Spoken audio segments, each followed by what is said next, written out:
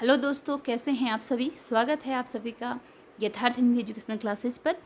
जैसा कि आप सभी को पता है कि हम पढ़ रहे हैं हिंदी साहित्य के कुछ इम्पोर्टेंट प्रश्न जो कि हिंदी टीजीटी पीजीटी के लिए काफ़ी इम्पोर्टेंट हैं, और उसी क्रम में हमारी आज की अगली सीरीज है जिसमें हम हिंदी साहित्य से संबंधित महत्वपूर्ण प्रश्न पढ़ेंगे जो कि आपकी एग्ज़ाम की तैयारी में आपके लिए काफ़ी हेल्पफुल होंगी। अगर आप चैनल पर नए हैं तो चैनल को सब्सक्राइब जरूर कीजिएगा। ठीक है, तो चलिए हम बढ़ते हैं वीडियो में आगे। पहला प्रश्न है, अपनी खबर आत्मकथा के लेखक हैं। पहला क्वेश्चन है, अपनी खबर आत्मकथा के लेखक हैं। तो पहला देखिए, इसका आंसर जानने से पहले हमें एक क्वेश्चन यह मिल गया है कि अपनी खबर किस विधा की रचना है। तो ये किस विधा की रचना है? यह है आत्मकथा विधा की रचना। अपनी खबर किस विधा की रचना है? आत्मकथा विधा की रचना है। अब क्वेश्चन है कि यह आत्मकथा किसकी है। ऑप्शन है शिव विजन सहाय की है, श्री राम शर्मा की है, निराला की है या पांडेय विजन शर्मा उग्र की है। तो इसके लिए राइट आंसर ऑप्शन डी है। यह जो आत्मकथा है वह है पांडेय विजन शर्मा उग्र की। अपनी खबर आत्मकथा पांडेय विजन शर्मा उग्र की है। अगला क्वेश्चन है कि संस्मरण साहित्य का आरंभ में किस पत्रिका का ऐतिहासिक योगदान माना गया है। तो संस्मरण साहित्य जो पत्रिका थी, इसकी आरंभ में किस पत्रिका का ऐतिहासिक योगदान माना गया है। तो इसके लिए ऑप्शन ए राइट आंसर है, सरस्वती पत्रिका का। ठीक है, जो संस्मरण साहित्य है इसका प्रारंभ करने में जो सरस्वती पत्रिका है इसका ऐतिहासिक योगदान माना गया है। ऑप्शन ए राइट आंसर है। अगला क्वेश्चन है, द्विवेदी युग में संस्मरण का आगमन होता है किंतु संस्मरण कम निबंधात्मक अधिक है, यह विचार किसका है। अब देखिए, इस क्वेश्चन का मीनिंग क्या है। इस क्वेश्चन का मीनिंग यह है कि स्पष्ट रूप से यह विचार जिसका है, जिस कवि ने या जिस लेखक ने यह विचार, आलोचक ने यह विचार दिया है, उसका कहना यह है कि संस्मरण का आगमन तो हुआ था, द्विवेदी युग में आगमन तो हुआ था, लेकिन वो क्या है, संस्मरण कम है, यानी कि संस्मरण से अधिक उसमें किसकी विशेषता है, निबंध की। अर्थात कि जो लिखा गया है, संस्मरण विधा लिखी गई है, लेकिन उसमें निबंध की अधिक विशेषताएं मिलती है। ये इसमें इसका स्पष्ट विचार है। तो अब देखिए, ये विचार दिया किसने है, किसने कहा है। ऑप्शन है रामचंद्र शुक्ल ने, डॉक्टर नगेंद्र ने, हरिऔध ने, या इनमें से कोई नहीं। तो इसका राइट आंसर ऑप्शन बी है, डॉक्टर नगेंद्र ने यह कहा है कि द्विवेदी युग में जो संस्मरण आए तो द्विवेदी युग में थे, लेकिन यह संस्मरण कम थे, निबंध अधिक थे, यानी कि इसमें विशेषता निबंधों की अधिक थी, निबंधों की शैली में अधिक लिखे गए थे, संस्मरण से अधिक मतलब कि संस्मरण की विशेषता की जगह निबंधों की विशेषता इसमें अधिक दिखाई दी थी। अगला क्वेश्चन है, मेरा परिवार संस्मरण रचना के लेखक है। मेरा परिवार जो है संस्मरण रचना के लेखक। पहला क्वेश्चन इसमें आप क्या बना, संस्मरण, ये किस विधा की रचना है, संस्मरण। मेरा परिवार किस विधा की रचना है, संस्मरण विधा की रचना है। अब है इसके लेखक कौन है, या किसने लिखा है। प्रेमचंद्र ने लिखा, बनारसीदास चतुर्वेदी ने लिखा, महादेवी वर्मा ने, या फिर श्री राम शर्मा ने। राइट आंसर इसके लिए क्या बना, ऑप्शन सी कि महादेवी वर्मा ने यह संस्मरण लिखा था। मेरा परिवार नाम का जो संस्मरण लिखा था वह किसने लिखा है, महादेवी वर्मा ने लिखा है। अगला क्वेश्चन है, निम्नलिखित में कौन व्यंग्य लेखक के रूप में प्रसिद्ध नहीं है। आपको ध्यान क्या देना है और नहीं में। यहाँ पर आपका क्या है, नहीं, जो नहीं है उसे आपने बताना है। अर्थात कि कोई एक नहीं है व्यंग्य लेखक और बाकी 3 व्यंग्य लेखक हैं। ठीक है, इसका मतलब क्या है, कोई एक इसमें व्यंग्य लेखक नहीं है और बाकी जो 3 होंगे वो व्यंग्य लेखक होंगे। तो व्यंग्य लेखक क्या होते हैं, जो समाज के किसी एक टॉपिक को लेकर उसमें व्यंग्य करते हैं, मतलब कटाक्ष करते हैं, उसके प्रभाव को, किस प्रकार नेगेटिव उसका प्रभाव पड़ रहा है, इन सारी चीज़ों का वर्णन करते हैं, वो व्यंग्य लेखक होते हैं, व्यंग्य करते हैं। ठीक है, तो ऑप्शन में देखिए, हरिशंकर परसाई हैं, शरद जोशी हैं, रविन्द्रनाथ त्यागी हैं और मोहन राकेश हैं। तो व्यंग्य लेखक के रूप में जो प्रसिद्ध नहीं है वह है मोहन राकेश। इसके अतिरिक्त हरिशंकर परसाई और शरद जोशी। ठीक है, ये आपका नहीं में आंसर देना है, तो ये आपका राइट आंसर हो गया। इसके अतिरिक्त जो आपके पास हैं हरिशंकर परसाई, ये व्यंग्य लेखक के रूप में प्रसिद्ध है, शरद जोशी भी व्यंग्य लेखक है, और रविन्द्रनाथ त्यागी यह भी व्यंग्य लेखक है। अगला क्वेश्चन है, निम्नलिखित में कौन ललित निबंधकार नहीं है। फिर से ध्यान देने की बात है, क्या ध्यान देना है, नहीं। जो ललित निबंधकार नहीं है उसे आपने बताना है कि कौन है जो ललित निबंधकार इसमें नहीं है। ऑप्शन में है रामचंद्र शुक्ल, हजारी प्रसाद द्विवेदी, विद्यानिवास मिश्र और कुबेरनाथ राय। तो राइट आंसर इसके लिए ऑप्शन ए है। ऑप्शन ए राइट आंसर है। रामचंद्र शुक्ल जी जो हैं वो ललित निबंधकार के अंतर्गत नहीं आते हैं, और हजारी प्रसाद द्विवेदी, कुबेरनाथ राय और विद्यानिवास मिश्र ये काफ़ी प्रसिद्ध लेखक हैं और ललित निबंधकार हैं। ठीक है, ललित निबंधकार के रूप में प्रसिद्ध हैं ये हजारी प्रसाद द्विवेदी, कुबेरनाथ राय और विद्यानिवास मिश्र। जो नहीं है वह है रामचंद्र शुक्ल जी। फिर अगला क्वेश्चन है, मेरे राम का मुकुट भीग रहा है। मेरे राम का मुकुट भीग रहा है किसकी रचना है? आपको बताना है कि रचना है मेरे राम का मुकुट भीग रहा है, और इसके लेखक का नाम बताना है कि लेखक कौन है। रघुवंश हैं, विद्यानिवास मिश्र हैं, कुबेरनाथ राय हैं या धर्मवीर भारती हैं। ऑप्शन इसके लिए राइट कौन सा है? विद्यानिवास मिश्र। मेरे राम का मुकुट भीग रहा है ये रचना है विद्यानिवास मिश्र की, और विद्यानिवास मिश्र क्या है? ललित निबंधकार है, प्रसिद्ध ललित निबंधकारों में गिने जाते हैं विद्यानिवास मिश्र जी। अगला क्वेश्चन है, कुटज ललित निबंध किसका है? कुटज। अब देखिए कभी कभी ना इन रचनाओं की कभी कभी क्या अधिकतर पूछी ही जाती है कि रचनाओं की विधा कौन सी है। कुटज है, यह है आपका विधा पूछ लिया है कि कौन सी विधा की रचना है। निबंध है, लेकिन निबंध के अंतर्गत कौन सी निबंध है? ललित निबंध है या फिर ऐतिहासिक निबंध है या फिर इस टाइप की चीज़ें पूछ ली जाती हैं। ठीक है, यह संस्मरणात्मक निबंध है। तो आपको बताना है कि किस प्रकार निबंध है। पहले तो कुटज किस प्रकार का निबंध है? ललित निबंध के अंतर्गत आता है कुटज। अब आपको लेखक बताना है। पूर्णसिंह हैं, विवेकी राय हैं, हजारी प्रसाद द्विवेदी हैं या फिर कुबेरनाथ राय हैं। इसके लिए राइट आंसर ऑप्शन सी है, हजारी प्रसाद द्विवेदी।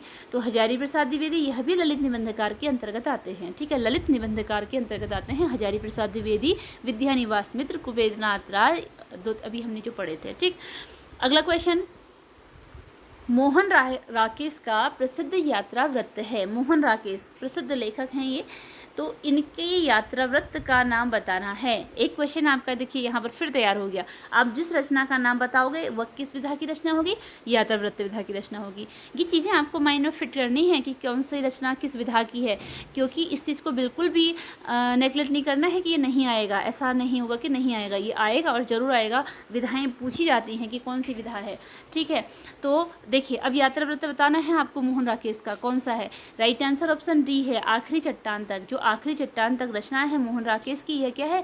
एक यात्रा वृत्तांत है। यात्रा पर आधारित जो रचनाएं होती हैं उन्हें यात्रा वृत्तांत कहा जाता है। मतलब कि जो लेखक है वो देश विदेश की यात्रा करता है, चाहे वो अपने देश की यात्रा करे चाहे वो दूसरे देश की यात्रा करे, तो उस यात्रा के दौरान वो जो परेशानियाँ झेलता है या उस यात्रा के दौरान उसे जो नई चीज़ें मिलती हैं, जो नई खूबियाँ मिलती हैं, उनका वो वर्णन करता है, वो यात्रा वृत्त कहलाता है। अगला क्वेश्चन है, रेखा चित्र विधा का उदय कब हुआ? अब है रेखा चित्र विधा, इसका उदय कब हुआ, किस युग में इसका उदय हुआ, ये आपको बताना है। ऑप्शन में है भारतेंदु युग में हुआ था, द्विवेदी युग में हुआ था, छायावाद युग में हुआ था या फिर छायावादोत्तर युग में हुआ था। जो रेखा चित्र विधा है इसका उदय, जो रेखा चित्र विधा है इसका उदय किस युग में हुआ था? तो आपको राइट आंसर बताना है। आप देखिए रेखा चित्र का उदय, रेखा चित्र विधा है, ठीक है, विधा का उदय किस युग में हुआ था? इसके लिए राइट आंसर ऑप्शन सी है, छायावाद। छायावाद युग में रेखा चित्र विधा का उदय हुआ था। अगला क्वेश्चन है कि हिंदी का सर्वप्रथम रेखा चित्र लेखक किसे माना गया है? जो हिंदी में सबसे पहले रेखा चित्र का लेखक था, ठीक है, सबसे पहले रेखा चित्र का लेखक था, वो कौन माना गया? ऑप्शन है पंडित श्री राम शर्मा, बनारसीदास चतुर्वेदी, महादेवी वर्मा या इनमें से कोई नहीं। राइट आंसर आपको बताना है और राइट आंसर होता है ऑप्शन ए, पंडित श्री राम शर्मा। कौन है सबसे पहले रेखा चित्र लेखक? सबसे पहले सर्वप्रथम रेखा चित्र लेखक कौन है? पंडित श्री राम शर्मा। इनको ही सबसे पहले रेखा चित्र लेखक माना गया है हिंदी में। अगला क्वेश्चन है प्रसिद्ध रेखा चित्र। फिर आपको देखिए विधा पता चल रही है, रेखा चित्र विधा की रचना है। कौन सी रचना है? बोलती प्रतिमा। बोलती प्रतिमा किस विधा की रचना है? यह आपका एक क्वेश्चन आप यहाँ पर मान लीजिए कि बोलती प्रतिमा किस विधा की रचना है, यह आपसे पूछा गया है। तो यह आपसे पूछा गया है, तो यह किस विधा की रचना है? यह है रेखा चित्र विधा की रचना, बोलती प्रतिमा। अब बताना है आपको लेखक कौन है इसके लेखक कौन है, यह आपको बताना है। तो इसके लिए ऑप्शन दिए गए हैं उपेंद्र नाथ अस्क, पंडित श्री राम शर्मा, गोपाल राम गहमरी या महादेवी वर्मा। और राइट आंसर ऑप्शन बी है। राइट आंसर क्या है? Option B, Pandit Shri Ram Sharma. बोलती प्रतिमा जो रेखा चित्र है इसके लेखक हैं पंडित श्री राम शर्मा। अगला क्वेश्चन है, रेखाएं बोल उठी। रेखाएं बोल उठी, यह रेखा चित्र किसका है? आपको बताना है कि जो रेखा चित्र है रेखाएं बोल उठी, यह किसका है। ठीक है, किसका है यह रेखा चित्र? ऑप्शन है श्री राम शर्मा का है, महादेवी वर्मा का है, रांगी राघव का है या देवेंद्र सत्यार्थी का है। तो रेखाएं बोल उठी यह रचना, यह रेखा चित्र जो है वह है ऑप्शन डी, देवेंद्र सत्यार्थी का। किसकी रचना है या किसका रेखा चित्र है? या देवेंद्र सत्यार्थी का। रेखाएं बोल उठी रेखा चित्र विधा की रचना है और देवेंद्र सत्यार्थी की रचना है। अगला क्वेश्चन है, अतीत के चलचित्र किस विधा की रचना है? जो अतीत के चलचित्र है रचना, अब देखिए पूछ लिया गया ना कि यहाँ पर विधा, अभी मैंने आपसे बोला था कि विधाएं पूछी जाती हैं, तो पूछ लिया गया कि किस विधा की रचना है। आपको विधा बतानी है कौन सी है। इसके लिए ऑप्शन ए राइट आंसर है, रेखा चित्र विधा की रचना है। जो अतीत के चलचित्र रचना है विधा है, इसकी विधा क्या है? रेखा चित्र है। अगला क्वेश्चन है, पथ के साथी रचना किस विधा की है? अब पथ के साथी किस विधा की रचना है बताना है। यात्रा संस्मरण है, जीवनी है, रेखा चित्र है, आत्मकथा है। तो ऑप्शन बी इसके लिए राइट आंसर है। ये क्या है? रेखा चित्र विधा की रचना है। देखिए, अगर आप किसी एग्जाम की तैयारी कर रहे हैं तो आपको उसमें हर एक पॉइंट के बारे में पता होना चाहिए कि किस प्रकार के क्वेश्चन पूछे जाते हैं। ठीक है, और कौन कौन से उसमें, जैसे अगर आप हिंदी टीजीटी पीजीटी के लिए तैयारी कर रहे हैं ना, तो इसमें आपके लिए संस्कृत साहित्य पढ़ना और सामान्य हिंदी पढ़ना ये भी काफ़ी इंपॉर्टेंट है, क्योंकि इसमें लगभग शायद 14 क्वेश्चन ऐसे होते हैं जो कि संस्कृत साहित्य से पूछे जाते हैं, और ऐसे ही 30 क्वेश्चन इसमें पूछे जाते हैं पेडागोजी के, और 14 क्वेश्चन संस्कृत साहित्य के, और शायद 20 या फिर 20 के आसपास सामान्य हिंदी के क्वेश्चन होते हैं। ठीक है, तो आपको इसलिए अपनी तैयारी को बेहतर बनाना है, सारी चीज़ों पर ध्यान देना है। केवल एक हिंदी साहित्य पढ़ने से ही काम नहीं चलेगा, इसमें आपको संस्कृत साहित्य और सामान्य हिंदी ये भी पढ़नी पड़ेंगी, क्योंकि संस्कृत साहित्य में भी लेखकों के बारे में भी पूछा जाता है, लेखकों के बारे में यानी कि कोई रचनाएँ भी पूछ ली जाती है, और उसके अतिरिक्त जो संस्कृत में वो होता है क्या बोलते हैं उसे, रूप होते हैं, धातु रूप होते हैं, और एक वचन या बहुवचन होते हैं। कैसे क्या होता है, जैसे अस धातु के बारे में पूछ लिया जाएगा, और द्वितीय विभक्ति के बारे में जो विभक्तियाँ होती हैं, संधि होती हैं, संधि के सूत्र भी पूछे जा सकते हैं। एक माहेश्वर सूत्र होता है, उसमें भी कोई क्वेश्चन आ सकता है कि माहेश्वर मतलब कि जो भी आपका 9th 10th 12th तक का जो संस्कृत का जो भी क्वेश्चन होते हैं ना 12th क्लास तक के, ठीक है, संस्कृत के जो भी क्वेश्चन आपके 12th क्लास तक के होते हैं वो तो पूछे ही जाते हैं हर हालत में। और वैसे ही आप हिंदी टीजीटी पीजीटी के लिए जो हिंदी का जो पढ़ेंगे वह भी आपको 12th क्लास तक के कोई ना कोई क्वेश्चन, मतलब 2 या 3 क्वेश्चन जरूर आपके NCERT की बुक से पूछी ही जाएंगी। 12th क्लास तक की जो हिंदी होती है वहाँ से पूछी ही जाएंगी, चाहे लेखक के बारे में पूछ लिया जाएगा, चाहे उनकी कोई जो लेसन होंगे वहाँ से पूछ लिया जाएगा। तो इसलिए आपको सारी चीज़ें कवर करके चलनी है, सारी चीज़ों पर ध्यान देना है। ठीक है, तो चलिए अभी हम क्लास को आगे बढ़ाते हैं। अगला है कि निम्नलिखित में महादेवी वर्मा का कौन सा रेखा चित्र नहीं है? जो नहीं है, नहीं आपको बताना है, जो नहीं होगा। तो अतीत के चलचित्र, पद के साथी, रेखाएं बोल उठी और स्मृति की रेखाएं। राइट आंसर क्या है? रेखाएं बोल उठी। रेखाएं बोल उठी यह रेखा चित्र महादेवी वर्मा का नहीं है। ध्यान क्या देना है, यहाँ पर भी काफ़ी बार कन्फ्यूजन क्रिएट होता है, क्योंकि हम क्या करते हैं एग्जाम में जब बैठते हैं ध्यान नहीं देते हैं कि वहाँ पर नहीं लिखा है या है लिखा है, और जल्दी जल्दी में गोला भर लेते हैं। ठीक है, तो इसलिए आपको हमेशा क्वेश्चन में ध्यान देना है कि क्वेश्चन में क्या पूछा गया है, नहीं पूछा गया है या है पूछा गया है। इसमें पूछा गया है नहीं, जो नहीं है वो बताना है। तो नहीं है आपका रेखाएं बोल उठी, ये रेखा चित्र है महादेवी वर्मा का नहीं है। इसके अतिरिक्त जो अतीत के चलचित्र है यह महादेवी वर्मा का रेखा चित्र है, पद के साथ ही भी महादेवी वर्मा का रेखा चित्र है, और स्मृति की रेखाएं यह भी महादेवी वर्मा का रेखा चित्र है। विधाएं भी आपको इसमें ध्यान देनी है, अतीत के चलचित्र, पद के साथी और स्मृति की रेखाएं। किस विधा की रचनाएं हैं? ये सारी रेखा चित्र विधा की रचनाएं हैं। अगला क्वेश्चन, वे दिन वे लोग। अगला क्वेश्चन है, वे दिन वे लोग, यह रचना किसकी है? इस रचना के लेखक का नाम बताना है। वे दिन वे लोग किसकी रचना है? और इसका राइट आंसर ऑप्शन डी है, शिव पूजन सहाय। वे दिन वे लोग जो रचना है यह है शिव पूजन सहाय की रचना, वे दिन वे लोग। अगला क्वेश्चन है, मैं इनसे मिला किस विधा की रचना है? मैं इनसे मिला, जैसे कि आपको पता ही चल रहा है, मैं इनसे मिला, तो किस विधा की रचना होगी? हम जब किसी से मिलते हैं तो उसका क्या लेते हैं? इंटरव्यू लेते हैं। यह है इंटरव्यू विधा की रचना।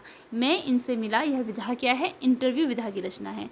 अगला क्वेश्चन है, हिंदी गद्य की नवीन विधाओं को विकसित करने में किस पत्रिका का विशेष योगदान रहा? तो हिंदी गद्य की जो नवीन नवीन विधाएं विकसित हुई, उसमें कौन सी पत्रिका थी जिसने विशेष योगदान दिया इनको विकसित करने में? वो पत्रिका थी ऑप्शन बी, सरस्वती। तो हिंदी गद्य की नवीन नवीन विधाओं का विकास करने में जो सरस्वती पत्रिका थी, इसका महत्वपूर्ण योगदान रहा। पद्यबद्ध आलोचनाएं लिखी गई। कौन सा काल था जहाँ पद्यबद्ध आलोचनाएं लिखी गई? वह था भक्ति काल। भक्ति काल में पद्यबद्ध आलोचनाएं लिखी थी, यानी कि पद्य में लिखी गई थी, जो आलोचनाएं लिखी गई थी उनकी भाषा क्या थी? पद्य थी। तो ऑप्शन ए राइट आंसर है भक्ति काल। भक्ति काल में पद्यबद्ध आलोचनाएं लिखी गई। आलोचना साहित्य का सूत्रपात कब हुआ? आलोचना साहित्य का सूत्रपात कब हुआ? किस काल में हुआ था? भक्ति काल में, रीति काल में, द्विवेदी युग में, या फिर शुक्ल युग में? राइट आंसर इसके लिए राइट आंसर होगा ऑप्शन बी, रीति काल में। पद्यबद्ध जो आलोचनाएं लिखी गई, जो आलोचना साहित्य था, इसका विकास हुआ था रीति काल में। Option B right answer. लक्षण ग्रंथ के रूप में आलोचना लिखने वाले आचार्य हैं। तो लक्षण ग्रंथ के रूप में आलोचना लिखने वाले आचार्य कौन थे? किसने लक्षण ग्रंथ को यूज करके आलोचना लिखी थी? वो आचार्य कौन थे? बिहारी थे, घनानंद थे, बोधा थे, या फिर केशवदास थे? तो राइट आंसर इसके लिए ऑप्शन डी है। कौन सा है? ऑप्शन डी, केशवदास थे, जिन्होंने लक्षण ग्रंथ के रूप में आलोचनाएं लिखी थी, केशवदास ने। अगला क्वेश्चन है, कविता क्या है? निबंध के लेखक हैं। अब देखिए, कविता क्या है? रचना का नाम तो कविता क्या है? रचना का नाम क्या आ रहा है? कविता आ रहा है यहाँ पर, लेकिन विधा क्या है? इसकी विधा है निबंध। तो कभी भी कविता नाम देखकर ये इससे कविता ना कर देना। इसके लिए क्या है? विधा क्या है इसकी? निबंध। अगर पूछा जाता है कविता क्या है, किस विधा की रचना है, तो वह है निबंध विधा की रचना। यानी कि कविता क्या है, इस पर निबंध लिखा गया है। किसने लिखा है? महावीर प्रसाद द्विवेदी ने, भारतेंदु हरिश्चंद्र ने, रामचंद्र शुक्ल ने, या फिर जयशंकर प्रसाद ने? तो राइट आंसर ऑप्शन सी, आचार्य रामचंद्र शुक्ल ने। कविता क्या है, यह निबंध किसने लिखा है? आचार्य रामचंद्र शुक्ल ने लिखा है। अगला क्वेश्चन है, हिंदी में प्रचलित आलोचना के प्रकार हैं। जो हिंदी में आलोचना लिखी जाती हैं, प्रचलित हैं, कितने प्रकार हैं? कितने प्रकार की आलोचनाएं लिखी जाती है बताना है। 7, 8, 9 या 10? Right answer option B, 8। तो हिंदी में जो आलोचनाओं का प्रकार है वह क्या है? 8 प्रकार की हिंदी में आलोचनाएं लिखी जाती हैं। ऑप्शन बी राइट आंसर है। हिंदी में प्रचलित आलोचनाओं के प्रकार, ऑप्शन बी राइट आंसर। अगला क्वेश्चन, रामविलास शर्मा, डॉक्टर रामविलास शर्मा हैं। क्या हैं doctor Ramvilas Sharma? Right answer option A, Samajwadi समालोचक हैं। रामविलास शर्मा समाजवादी समालोचक हैं। Option A right answer. इनमें से महादेवी द्वारा रचित रेखा चित्र संग्रह है, महादेवी वर्मा के द्वारा जो रेखा चित्र संग्रह रचा गया है, कौन सा है? जंगल के जीव, तो श्री राम शर्मा की रचना है। हमारे आराध्य या स्मृति की रेखाएं, या फिर उपयुक्त सभी? राइट आंसर ऑप्शन सी, स्मृति की रेखाएं। महादेवी वर्मा की रचना है। रेखा चित्र संग्रह का नाम है स्मृति की रेखाएं। Option C right answer. स्मृति की रेखाएं किस विधा की रचना है? तो यह है रेखा चित्र विधा की रचना। अगला क्वेश्चन, बहू की विधा किस विधा की रचना है? बहू की विधा किस विधा की रचना है? आपको विधा बतानी है कि बहू की विधा किस विधा में लिखी गई रचना है। नाटक है, एकांकी है, कहानी है कि उपन्यास है? ऑप्शन बी राइट आंसर, एकांकी है। जो बहू की विधा रचना है, यह एकांकी विधा की रचना है। सूखी डाल किसका एकांकी है? तो सूखी डाल की विधा क्या है? एकांकी है। और किसका एकांकी है? ऑप्शन ए राइट आंसर है, उपेंद्र नाथ अस्क। जो सूखी डाल एकांकी है, यह एकांकी है उपेंद्र नाथ अस्क जी की एकांकी। अगला क्वेश्चन है, सच्चा धर्म एकांकी के रचयिता हैं। सच्चा धर्म एकांकी विधा की रचना है और इसकी रचयिता का नाम बताना है, कौन है? राइट आंसर है ऑप्शन डी, चिरंजीत। चिरंजीत क्या है? सच्चा धर्म जो एकांकी है, इसके रचयिता है। अगला क्वेश्चन है, अंधेर नगरी का उद्देश्य। अंधेर नगरी जो रचना है धर्मवीर भारती के द्वारा लिखी गई है, इसका उद्देश्य क्या रहा? अंग्रेज शासन की विवेकहीनता का चित्रण करना, अंग्रेज शासन की भ्रष्टाचार का पर्दाफाश करना और अंग्रेज शासन की मनमानी का चित्रण करना। उपयुक्त सभी, तो राइट आंसर उपयुक्त सभी। यह सभी अंधेर नगरी रचना का उद्देश्य था। अंग्रेजी शासन में जो विवेकहीनता था उसका भी इसमें चित्रण किया गया है, अंग्रेजी शासन के भ्रष्टाचार का भी वर्णन किया गया है और अंग्रेजी शासन की जो मनमानी थी, यानी कि वो अपने ही तरीके से अपने मन से कुछ भी नियम बनाते रहते थे, कुछ भी शासन करते रहते थे, उस सब का चित्रण करना इसका उद्देश्य रहा है अंधेर नगरी रचना का। ठीक है, तो यहाँ पर हमारे आज के क्वेश्चन, आज की सीरीज कंप्लीट। मिलते हैं अगले वीडियो में कुछ नए क्वेश्चन के साथ। आई होप कि आपको क्वेश्चन यूजफुल लगे होंगे और आपके लिए हेल्पफुल भी होंगे। ये ज़रूर आपके काफ़ी हेल्प करेंगे ये क्वेश्चन आपके, तो इसलिए अगर आप चैनल पर नए हैं तो चैनल को सब्सक्राइब जरूर कीजिएगा और वीडियो को लाइक शेयर भी कीजिएगा। तो चलिए मिलते हैं अगली क्लास में कुछ नए प्रश्नों के साथ। धन्यवाद।